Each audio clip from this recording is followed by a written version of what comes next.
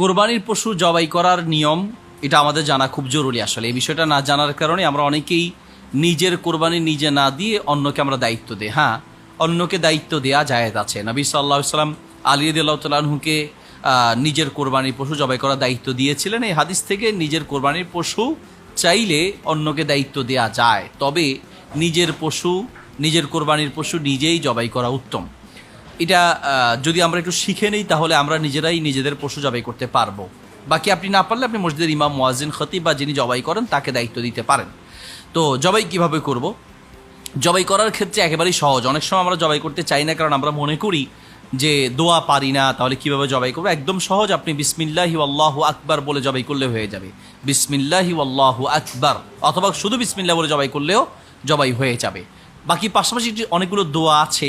একটা দোয়া আছে যেন আল্লাহ কবুল করেন এই মর্মে একটি দোয়া, আল্লাহুম্মা হাযা মিনকা ওয়ালাকা, হে আল্লাহ এটা আপনার জন্য এবং এটা আপনার পক্ষ থেকে পেয়েছি। এরপরে আল্লাহুম্মা তাকাব্বাল, আল্লাহ আপনি কবুল করুন।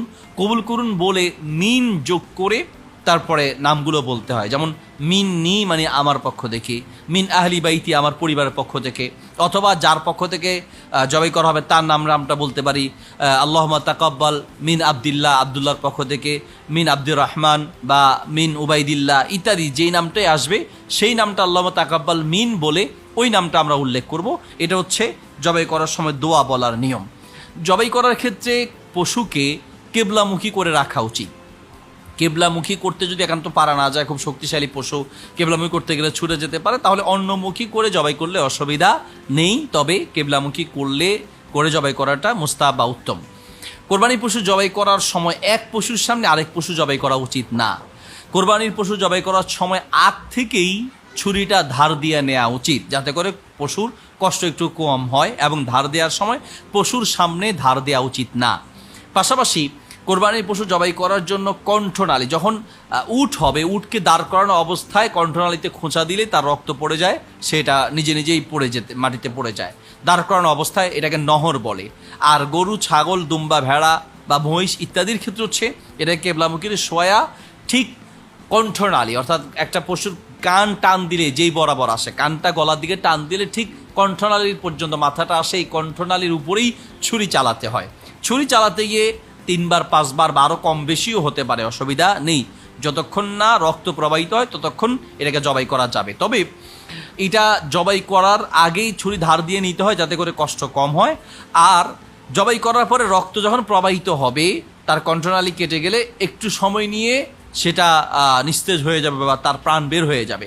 আমরা অনেক সময় জবাই করার পরে ছুরি দিয়ে এটাকে খোঁচানো শুরু করে অনেকে, যাতে দ্রুত প্রাণ বের হয়ে যায়। এটা একদম অমানবিক। ছুরি দিয়ে জবাই করার পর এটাকে ছেড়ে দিতে হবে, আস্তে রক্ত প্রবাহিত হলে সেটা এমনিতেই পড়ে যাবে।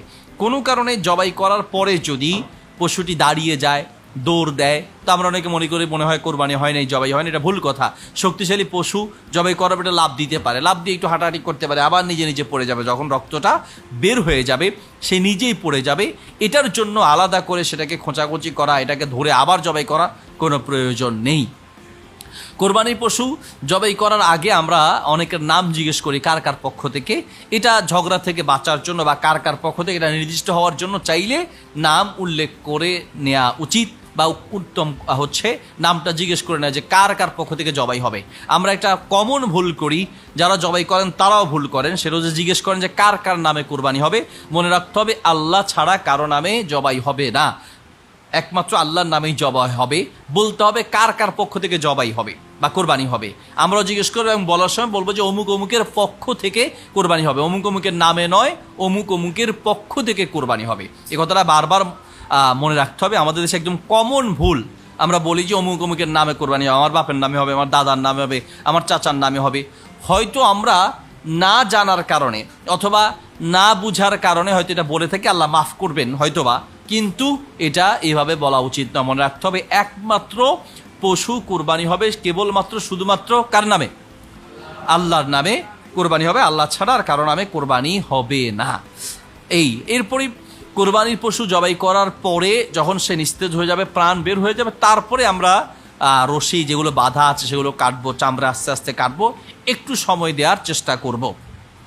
চাইলে নিজের পশু নিজে কোরবানি করা যায়, মহিলারাও চাইলে পশু জবাই দিতে পারে। আমরা অনেকে মনে করি যে না, মহিলারা জবাই দিতে পারে না। যদি মহিলাদের সাহসে কুলায় অথবা শক্তি থাকে, অনেক সময় মহিলাদের পক্ষ থেকে জবাই করলেও মহিলাদের পক্ষ থেকে কোরবানি করলেও মহিলারা জবাই করার জন্য আমরা সুযোগ দেই না, কারণ তারা মন নরম, হয়তো বা হাড় দুর্বল, ভয় পেতে পারে, অথবা হচ্ছে রক্ত দেখে সে ভয় পেয়ে যেতে পারে। এই জন্য হয়তো অন্য কেউ দায়িত্ব নিলেন। কিন্তু কেউ যদি সাহসী হয়, ইচ্ছে করে, তাহলে সে জবাই করতে পারে, অসুবিধা নেই। তো এই একদম সহজ, একেবারে কোনো দোয়া না পারলে শুধুমাত্র বিসমিল্লাহি আল্লাহু আকবার, বিসমিল্লাহি আল্লাহু আকবার বলেই পশু জবাই করা যায়।